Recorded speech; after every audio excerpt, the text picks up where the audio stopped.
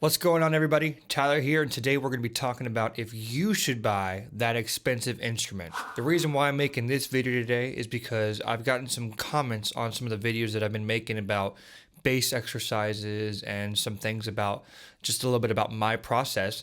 And I've had a couple comments talking about how it's hard to be able to implement some of these techniques that I'm talking about unless you have an instrument that's capable of keeping up with the techniques that I'm talking about.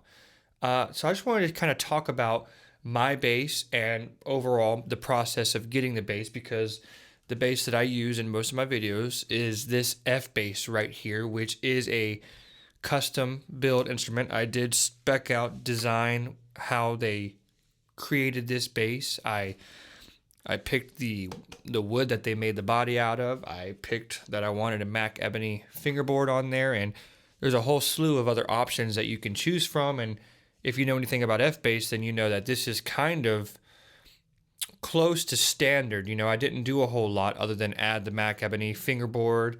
It comes standard with a lot of the features that I have on this bass, but still there was a reason why I decided to go with a custom order bass instead of going to the music store, the Guitar Center, and buying a bass that you could just find on the wall. So I'm going to go into a couple of the reasons why I decided to do that, if I think it's necessary for you to do this, or if you should just play whatever instrument you can get your hands on. So first I want to talk about the types of custom builds. You know, there's lots of different manufacturers of basses. You can get basses from, you know, probably the most heard of bass manufacturer in the custom realm would be Fodera basses, which make fantastic instruments. I've only played one or two myself, one of those being Victor Wooten's Yin Yang bass, which felt just like butter.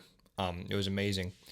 Then you have, of course, FBASS, which is kind of I would say up and comer. When I purchased my FBASS 5 years ago, much less people had them. But now I would say that they're super hot. That's what people are using, and it's really exciting to see this, because I always kind of thought that this would be, you know, my first entry level custom build, and then maybe one day when I had, you know, enough money to buy a new car, instead of buying a new car, I would just go buy a Fodera. But now I don't think I'm going to do that, because I've just been so happy with my FBASS. I'll probably stay with FBASS as long as they'll have me. I'm not an artist with FBASS or anything, but as long as I can buy them, I will keep on using them, because they are gorgeous, and they play great. So there's many different types of manufacturers. Let's talk about why I decided I wanted to get a custom bass instead of using like my American standard jazz bass that I had at the time. So where I'm from in Myrtle Beach, I had a couple of friends who had guitars that were created for them, and I just knew that those guitars would really allow those players to become a lot more dedicated to that instrument. I don't know if that's the right way of saying it, but by having something that they had a part in with designing, whether it was the pickup configuration or if it was the tone woods or even the look of the instrument, that really helped for that person that I'm thinking of, that guitar player, to really be able to connect with that instrument. I just thought that was invaluable to see that someone who put so much time into their craft also had an instrument that was dedicated to them and their craft. So I just thought that was really a unique thing. A couple other reasons why I decided to get a custom shop bass was, and this is kind of a funny reason, but when I was in college, which is when I ordered this bass, I don't know, I just told myself, you know, after college, I'm not going to have any discretionary income to be able to make a purchase like this, because this bass at the time, and I got a 10% student discount, I believe I paid $4,800 for it. I'll have to find my receipt and double check that, but that sounds right. It's $4,800 after the 10% discount. And I just remember saying, well, you know, you better do it right now while you're in college and you've got a refund check to be able to spend on it, because after you get out of college, you're pretty much just going to be gigging and saving every dime you can, which was accurate for at least pretty much up until about the past year. But I decided to get this bass because I wanted to have an instrument that would take me from a student to a professional. I wanted an instrument that when people saw me, when they saw this bass, they identified the two together. And in this town that I live in currently, no one else is playing an F bass, especially an F bass that looks like this. So it's recognizable to my look and to my sound. So I felt like having a custom instrument helped overall tie in my musical product that I was trying to sell to venues, bar owners, theaters, you name it. So that was a big reason why I wanted to get this F bass. So let's talk about the process of getting the bass. So I, in college, was inundated with lots of different bass manufacturers that I could have went with, such as Fodera, F-Bass, MTD. You've got Ken Smith. There's a ton of different bass manufacturers. So I spent probably the first 3 years of college, freshman through junior year, just mouth-watering over different basses, not sure which route I was going to go, and actually went through the customization process with a couple of those different manufacturers before I actually landed on the F-Bass. But the process is pretty much all the same. You can call any of the bass manufacturers and probably get the lead luthier. So if you call MTD, I was talking to Michael Tobias himself. If you call F-Bass, you either talk to Marcel or whoever answers the phone, but I spent most of my time talking to Marcel on the phone, who helped me get this bass worked out. But essentially, the process is really, really kind of easy going. So it took them 9 months to build this bass. So there were steps throughout the process. So the first step is the deposit. You say what you would like, and then you make your deposit. And then at that point, I made it clear that I wanted to be able to pick out kind of the look of the wood. If you see the grain in this wood, Marcel sent me an email with 3 different bodies to choose from of this northern ash, which was out of stock at the time. And I chose this one, which was really exciting for me to be able to look at the grain of the bass and choose which one I wanted. I just thought that was really cool.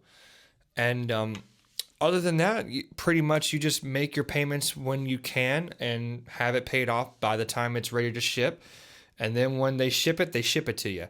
I was nervous about that because I've never bought an instrument online before, but it came in a really nice gig bag, and that gig bag was in a cardboard box that was filled full of foam, and it arrived perfectly safe. There was not a single thing wrong with the instrument, or even the box looks like it was taken care of. So process front to back was smooth, and waiting 9 months, telling all your friends, hey, I got my bass on the way, that's just an exciting feeling. So look forward to doing that because it's really cool.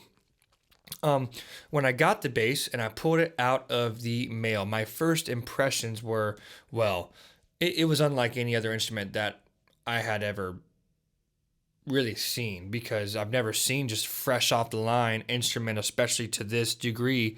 And when I pulled it out of the case and it was, I'm sitting there looking at it, I remember just looking at the bass for probably, it maybe wasn't as long as it felt like, but at least 5 minutes where I was just sitting at it before I even pulled it out. And then I just remember pulling it out and playing it slowly, trying not to overwhelm myself with it, even though I was overwhelmed. And I took it easy.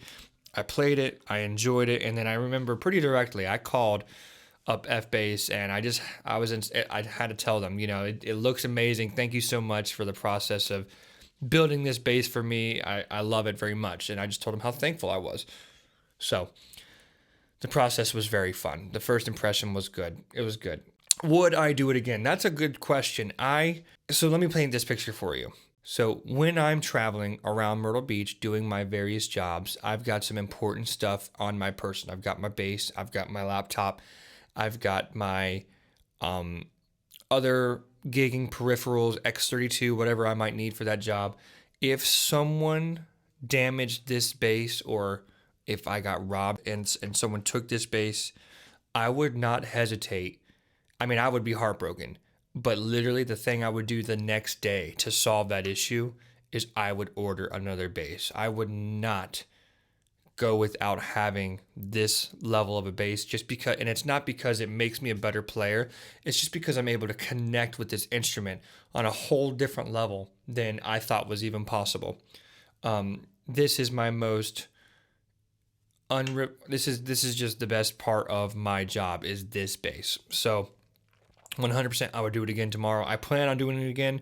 When I bought this bass, I was 20 years old when I received it. And I told myself, okay, well, I'm making a career out of music. That was my plan at the time. And if I make it 10 more years, then I will buy a new bass at 10. So I am 26 years old right now.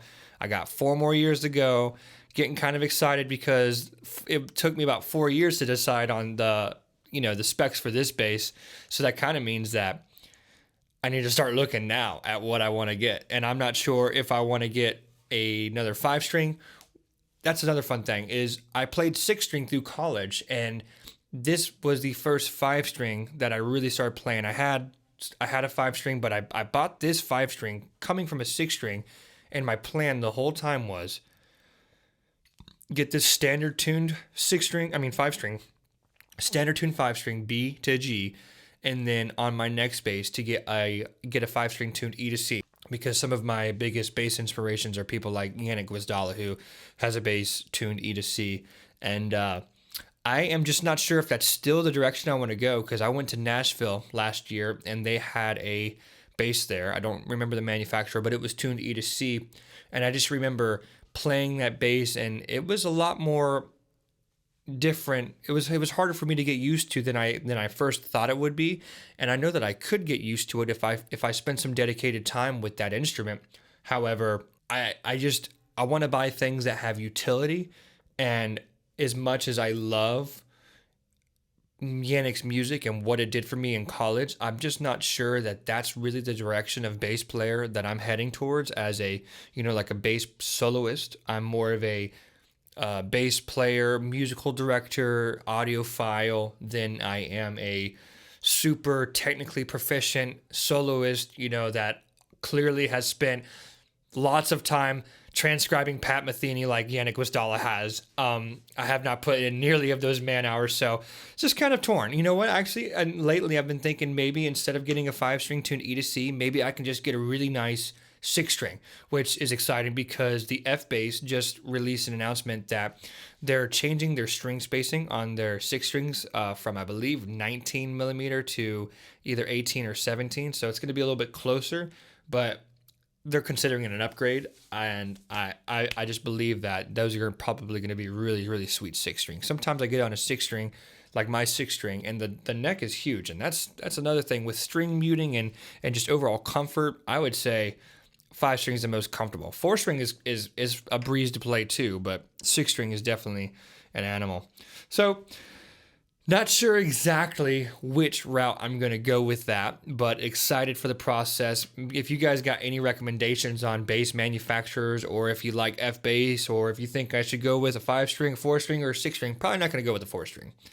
Really happy with the 4-string I got. It does the job. Anyways, about you though, I think that if you can find a way to put it together, now I know it seems like a lot of money, $5,000, but if you break it down, that it took me 9 months to have that built after the deposit was $1,000. So you save up for that first instrument of $1,000, you put that deposit down, and then you got 9 months to make easy payments. You can send them $250 every 2 or 3 weeks if you like, which I know is not just a little amount of money, but if you think of in the grand scheme of things that I bought this bass for $4,800, and since I bought this bass, I have completely had a 100% music career, and I've been able to do so many things with it. So if you think about the investment in yourself and how it's going to pay off in the end, it's invaluable. And I don't want to say it's all because of this bass, but this bass made it a joy to do it. So that's all I have to say about this bass. And if I think you should buy an expensive instrument, which if you can afford one, I think you absolutely should. It's the best investment you'll ever make. So just go ahead and pull the trigger on that. If you like looking at gear or like listening to me talk about gear, that's enough about this bass, but I have a video right here about the bass pedal board that I assembled for this year. And I've been using it at all my gigs. It's been really great. It's a tiny rig, but it's really nice. So make sure and give it a check. See y'all later.